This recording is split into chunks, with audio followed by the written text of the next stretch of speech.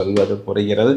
3ஆம் இடம் குறிகாட்டக்கூடிய தைரியம் வீரியஸ்தானத்துக்கு உங்களுக்கு குரு பார்வை மிஸ்ஸிங். அப்போது இஎன்டி இயர் நோஸ் த்ரோட் இந்த மாதிரி சின்ன சின்ன உடல் உபாதைகள் நம்மை நோக்கி வந்தால் முதல்ல நம்ம அதுக்கு ட்ரீட்மெண்ட் எடுத்துக்கணும்.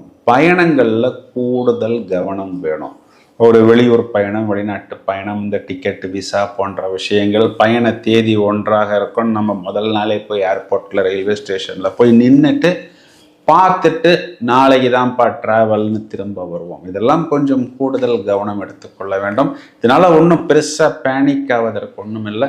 உபஜயஸ்தானத்தில் அசுப கிரகங்கள் கண்டிப்பாக ராஜயோகத்தை தான் கொடுக்கும். பிரதர் சிஸ்டர் ரிலேஷன்ஷிப்பு, குறிப்பாக இடம், பூமி, பாக பிரிவினை, இந்த மாதிரியான விஷயங்கள் வரும்பொழுது ஒரு மாதம் தள்ளி போட்டுக்கொள்வது புத்திசாலித்தனம்.